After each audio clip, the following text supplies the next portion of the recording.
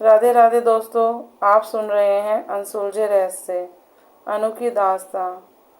कहानी शुरू करने से पहले आपसे एक रिक्वेस्ट, प्लीज़ दोस्तों चैनल को थोड़ा अपना प्यार दें। कहानी सुन के अगर अच्छी लगे तो प्लीज़ सब्सक्राइब जरूर कर दें। और इस कहानी का ये छोटा सा पार्ट है, पिछले भाग जरूर देख लीजिए, तभी आपको समझ में आएगी स्टोरी, वरना आपको कुछ समझ नहीं आएगा इसमें। रात के अंधेरे में अनु चैन की नींद सो चुकी थी, क्योंकि राहुल जा चुका था। ये दोनों डिनर कर कर जब घर लौटे तो राहुल अनु को उसके घर छोड़कर जा चुका था और अनु घर आकर थका होने के कारण सो चुकी थी। लेकिन उसने सोने से पहले बहुत कुछ तैयारी की थी अगले दिन की, इसलिए वो अब चैन की नींद सो रही थी, क्योंकि वो जानती थी कि तंत्र असर दिखाना शुरू कर चुका है।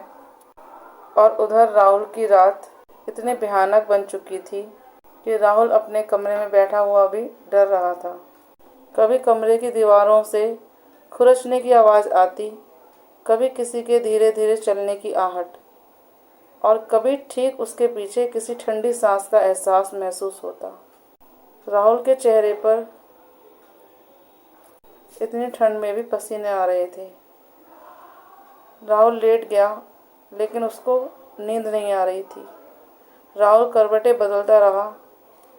बड़ी मुश्किल से उसकी आंख लगी, लेकिन कुछ कमरे में गिरने की आवाज़ से उसकी आंख यकायक खुल गई।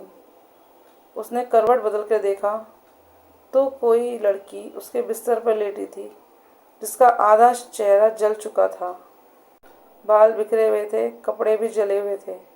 ये देख के राहुल की चीख निकल गई एकदम, लेकिन उसके गले से आवाज़ तो बाहर आई ही नहीं। वो चीखने की कोशिश करता रहा, लेकिन उसके गले से आवाज़ ही नहीं निकल रही थी, और वो लगातार उस लड़की को देख रहा था। धीरे धीरे वो लड़की उसके करीब आ रही थी।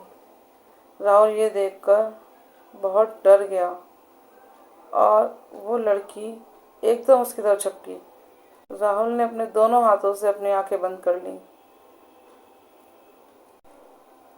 थोड़ी देर बाद उसने देखा तो वहाँ कोई नहीं था।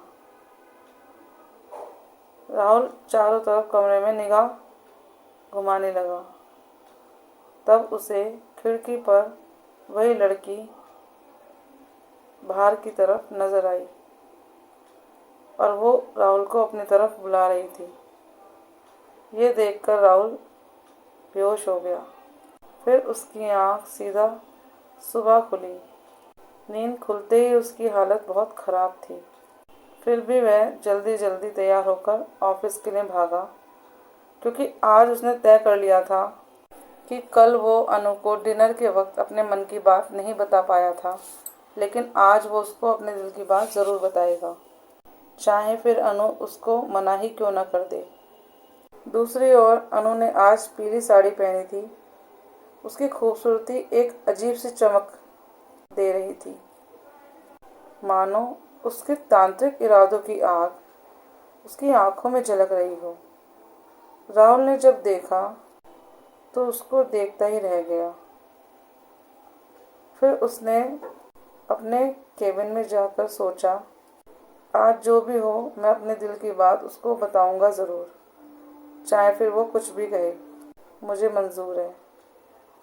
उधर अनु मन ही मन हंस रही थी और ये सोच रही थी कि जो मैंने राहुल के लिए आज तैयार किया है वो उसको कैसे खिलाऊं, उसको मुझ पर शक भी ना हो और मेरा काम भी हो जाए।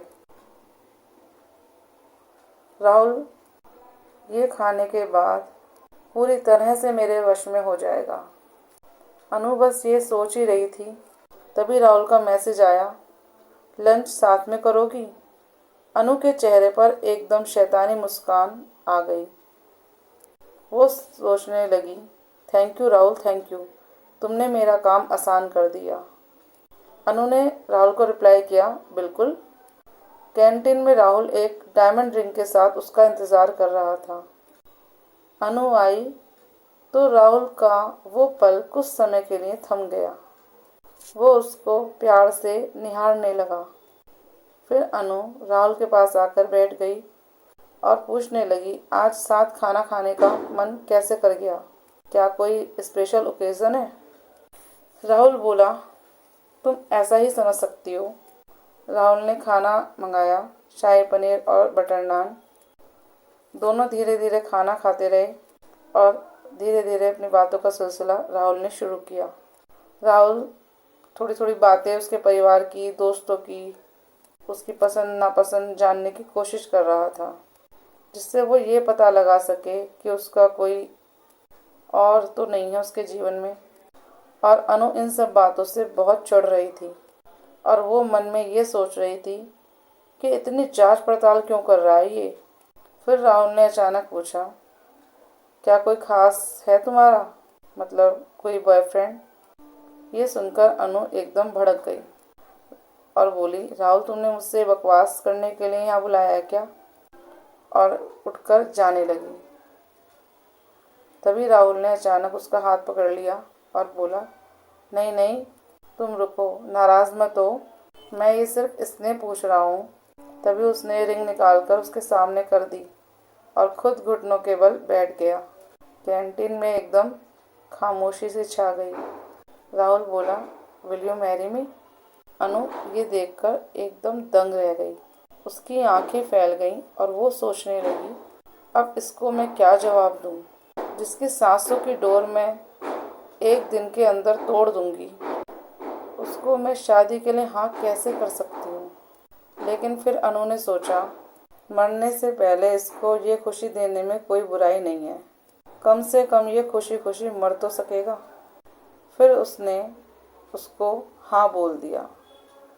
राहुल ये सुनकर एकदम खुश हो गया और अनु को रिंग पहना दी और उसको गले से लगा दिया। अनु भी खुश थी कि अब उसका काम बहुत आसान हो जाएगा। फिर अनु जो अपना मीठा बनाकर लाई थी, राहुल को मीठा मुंह कराने के लिए उसने वो मीठा उसके आगे रख दिया। बोली, इतनी खुशी के मौके पे मुंह मीठा नहीं करोगे? राहुल ने बिना सोचे समझे उसमें से एक पीस उठाया और खा लिया और दूसरा पीस अनु के मुंह में देने लगा। अनु बोली, मैं ये वाली बर्फ़ी नहीं खाती, मैं पीली वाली खाती हूँ, जो वो दूसरे टिफ़िन में लाई थी, जिसमें कोई तंत्र नहीं था। राहुल ने उसमें से उठाकर अनु को खिला दी। उसने ये नहीं सोचा कि इसमें तनु की कोई चाल हो सकती है। अनु की आंखों में चमक थी कि उसकी योजना जो उसने बनाई थी वो उसमें सक्सेस हो चुकी है। फिर अगली रात को राहुल ने अनु को डिनर के लिए कहा तो अनु उसके साथ डिनर पर भी चली गई, क्योंकि राहुल इस डिनर पर जाने के बाद अनु को अपने माँ से मिलाना चाहता था, क्योंकि उसके पिता तो थे नहीं। डिनर पर जाकर राहुल को बहुत अच्छा लग रहा था। राहुल बहुत खुश था और अनु को उसने बताया कि वो 1-2 दिन में अपनी माँ से उसको मिलवाएगा। अनु ने कहा, ठीक है, कोई बात नहीं। और राहुल फिर उससे अपनी शादी की बातें करने लगा। ऐसे शादी करेंगे, ऐसे सब कुछ होगा। और अनु मन ही मन मुस्कुरा रही थी। फिर डिनर ख़त्म करके दोनों घर के लिए चल दिए। अनु को घर पर छोड़कर राहुल अपने घर के लिए निकल गया और अनु के होठों पर एक क्रूर मुस्कुराहट थी। घर पहुंचकर राहुल ने माँ को सब बताया। माँ बहुत खुश थी कि कम से कम उसका एक बच्चा अपने जीवन में आगे बढ़ रहा है, लेकिन माँ को हवा में मंडराते अंधेरे का पता नहीं था। खुशी का माहौल था। फिर राहुल अपने कमरे में सोने चला गया। थोड़ी ही देर निकली थी कि अचानक कमरे का तापमान बढ़ने लगा। राहुल को ठंड लगने लगी और राहुल ने कंबल ओढ़ा, पर ठंड बढ़ती ही जा रही थी। फिर राहुल ने देखा उसके सामने अनु खड़ी है, लेकिन ये वो अनु नहीं थी। इस अनु के बाल बिखरे हुए थे, आंखें खून से लाल हो रही थीं, चेहरा फैला फैला था और सांसें बहुत भारी। इतना भयानक रूप देखकर रात खुद कांप जाए। राहुल डरते डरते बोला, अनु, ये क्या हो गया तुम्हें? ऐसा हाल क्यों बना रखा है अपना? तभी अनु अचानक उसके पास आ गई और उसका गला पकड़ लिया। उसकी पकड़ बर्फ जैसी ठंडी थी और बहुत मजबूत। राहुल की सांसें थमने लगी और आंखें बाहर निकलने लगी। चेहरा पसीनों से तर हो गया और तभी राहुल चीखते उठ बैठा और तेज तेज सांस लेने लगा और बोलने लगा, ये सपना था। लेकिन उसको डर तब लगा जब उसने अपना चेहरा शीशे में देखा। उसके गले पर उंगलियों के गहरे निशान थे, जो सपने में नहीं सच में थे। वह कांपता हुआ पीछे हटने लगा और दीवार से लगकर नीचे बैठ गया। दोनों हाथ मुंह पर रखकर रोने लगा। तभी एक चीख कमरे में गूंजी। राहुल चारों तरफ देखने लगा। खिड़की पर एक परछाई सी हिली, लंबी, गहरी और बहुत भयानक। राहुल अपने बिस्तर पर बैठकर सिकुड़ने लगा। उसकी सांसें तेज थीं और आंखें फटी हुई थीं और जो सिर्फ खिड़की की तरफ देख रही थी। राहुल धीरे धीरे अपना मानसिक संतुलन खो रहा था और उधर अनु को राहुल की इस हालत पर हंसी आ रही थी। वो चीख चीख कर कह रही थी, तुमने मेरी माँ से मुझे नहीं मिलने दिया ना राहुल। अब देखो मैं तुम्हारे साथ क्या क्या करती हूँ। बहुत घमंड था ना तुम्हें अपने आप पर। तुम्हारा घमंड मैं चकनाचूर कर दूंगी। अब तो वो रक्षा कवच भी नहीं है तुम्हारे पास, जिसकी वजह से मैं तुम्हें कुछ कर नहीं पा रही थी। बस आज की रात, सिर्फ आज की रात है तुम्हारे पास। कल को तो तुम इस दुनिया को अलविदा कह दोगे।